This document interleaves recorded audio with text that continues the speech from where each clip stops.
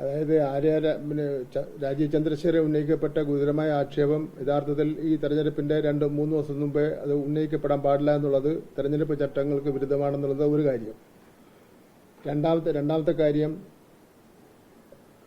പ്രശാന്ത് മേയറായിരുന്ന സമയത്താണ് ഈ അവർ പറയുന്ന വിഷയങ്ങൾ ഉണ്ടായിട്ടുള്ളത്. അത് പ്രശാന്ത് തന്നെ മറുപടി പറയുകയും പ്രശാന്ത് തന്നെ വക്കീൽ നോട്ടീസ് അയക്കുകയും ചെയ്തിട്ടുണ്ട്. ആര്യ രാജേന്ദ്രൻ അതിലൊരു കക്ഷിയല്ല. മറ്റു കാര്യം, ഒരു 5-6 ദിവസക്കാലം ആര്യ രാജേന്ദ്രൻ സുഖമില്ലാതെ ആശുപത്രിയിലായിരുന്നു. നിങ്ങൾ അതുകൂടെ മനസ്സിലാക്കണം. ഒരാൾക്ക് അസുഖം വന്നു കഴിഞ്ഞാൽ എന്ത് ചെയ്യാൻ പറ്റും? അവർക്ക് അല്ലാതെ വന്നതിന് ശേഷം 2-3 കോർപ്പറേഷൻ വാർഡുകളുടെ ചുമതല ഉണ്ടായിരുന്നു. അവർ പ്രവർത്തന രംഗത്ത് ഉണ്ടായിരുന്നു.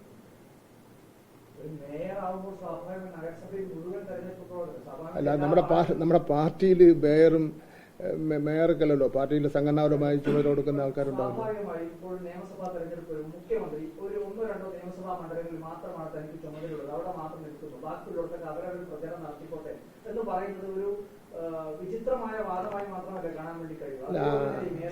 അല്ല, അവരുടെ പരിമിതിക്കുള്ളിൽ നിന്നുകൊണ്ട് അവരുടെ ആരോഗ്യസ്ഥിതിയും കൂടെ പരിഗണിച്ചുകൊണ്ട് അവരെ പരമാവധി പ്രവർത്തനം നടത്തിയിട്ടുണ്ട്. ഇപ്പൊ തോറ്റപ്പോൾ ഇതെല്ലാ കുറ്റവും കൂടെ കൊണ്ട് മേയറുടെ തലയിൽ ചാരാം.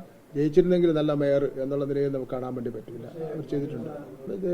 ഞാൻ തന്നെ മന്ത്രി എന്നുള്ള നിലയിൽ അത് തെറ്റാണെന്നും അങ്ങനെ സത്യസന്ധമായിട്ട് മാത്രമേ നമ്മൾ ആക്ഷേപം ഉന്നയിക്കാൻ പാടുള്ളൂ എന്നും ഒക്കെ തന്നെ പറഞ്ഞ് നമ്മളത് പ്രതിരോധിച്ചിട്ടുണ്ടല്ലോ. ഇത് ഒരു BJPക്കെതിരായിട്ട് കോർപ്പറേഷൻ കൗൺസിലിൽ ഉറച്ച നിലപാട് തന്നെയാണ് ആര്യ രാജേന്ദ്രൻ സ്വീകരിച്ചിട്ടുള്ളത്. 5 വർഷവും അവരാദ്യമായിട്ടാണ് മേയറാവുന്നത്. പ്രായത്തിൽ കുറവാണ് എങ്കിൽ പോലും ആ രാഷ്ട്രീയ പക്വത നിലനിർത്തിക്കൊണ്ട് 5 വർഷക്കാലവും BJPയെ ഇഞ്ചിന് അവർ ഒരു കാര്യം വിട്ടുകൊടുക്കാതെ പ്രതിരോധിച്ചിരുന്നുള്ള കാര്യം സത്യമാണ്.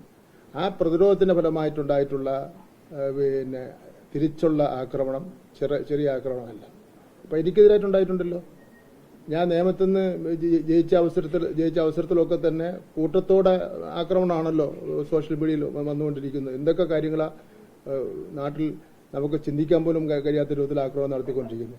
അതെല്ലാം മാധ്യമങ്ങൾ അനുകൂലിച്ചും പ്രതികൂലിച്ചും ഒക്കെ ആക്രമണം നടത്തിക്കൊണ്ടിരിക്കും. അതൊക്കെ സ്വാഭാവികമായിട്ട് ചോദ്യങ്ങൾ ചോദിക്കുന്ന കാര്യത്തിലും മാധ്യമങ്ങൾക്കൊക്കെ ഒരു അജണ്ട ഉണ്ടായിരിക്കും. അതൊന്നും അത് ഓരോരുത്തരുടെയും രീതിയാണ്.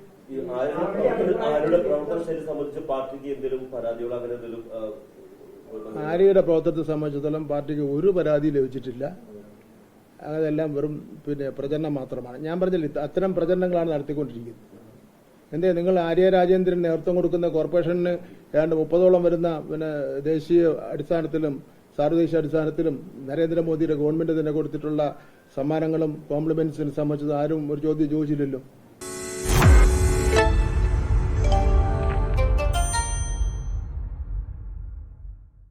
ലോകത്തെവിടെയായാലും ഏത് സമയത്തും 24 വാർത്തകളും ഓഗ്മെന്റഡ് റിയാലിറ്റി പാക്കേജുകളും എക്സ്പ്ലെയിനറുകളും വിശദമായി കാണാൻ ഞങ്ങളുടെ യൂട്യൂബ് ചാനൽ നിങ്ങൾക്ക് സബ്സ്ക്രൈബ് ചെയ്യാം.